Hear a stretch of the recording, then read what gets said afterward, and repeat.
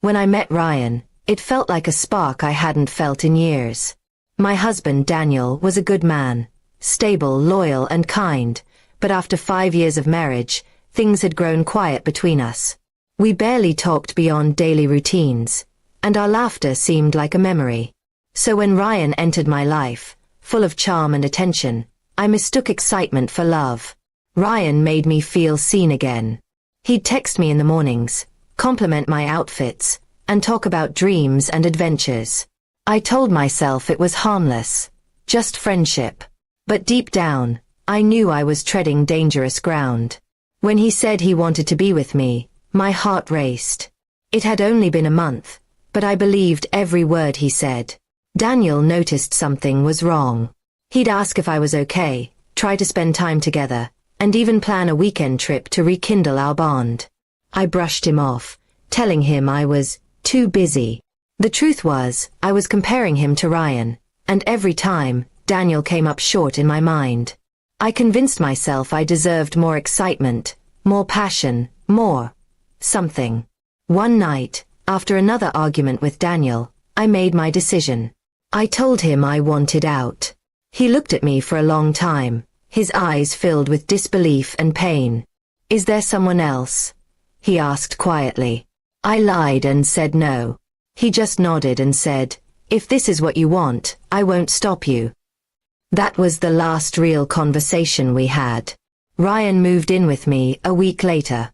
The first few days felt like a dream. Constant laughter, late-night talks, and promises of a bright future.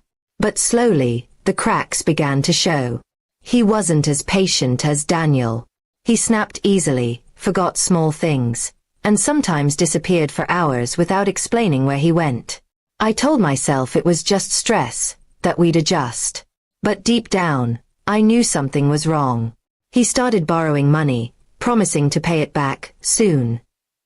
He criticized the way I cooked, the way I dressed, even the way I talked about my past. The man who once made me feel special now made me feel small. One morning, I woke up to find Ryan gone.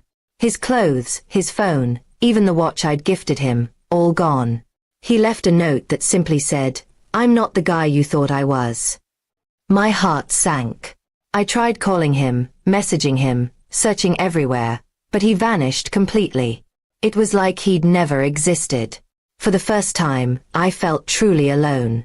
The apartment was silent, the walls heavy with regret. I thought about Daniel, how he used to bring me coffee every morning, how he'd smile even when I was moody, how he never once made me feel unsafe. I traded all of that for someone who didn't even stay.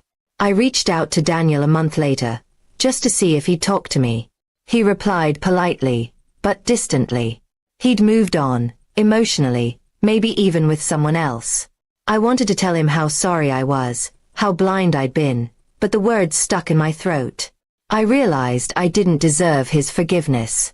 My friends didn't say much, but their looks said enough. They had warned me about rushing into something with Ryan. I ignored them, believing I was following my heart. Now I knew it wasn't love I followed, it was a fantasy. Every day since, I've replayed my choices. If I had just given Daniel a little more patience, a little more effort, maybe things could have been different. But I can't rewrite what's done. I can only live with the emptiness I created. Sometimes I see Daniel's photos online, smiling, content, surrounded by people who care for him. It hurts, but I'm happy for him. He deserves peace, even if it's without me. As for me, I've learned that love isn't about excitement or constant butterflies. It's about consistency, trust, and choosing each other even on dull days. I learned it too late, but maybe that's the price of my mistake. Now, every morning I sit by the window, sipping my coffee the way Daniel used to make it, and whisper to myself, "You had everything, and you let it go."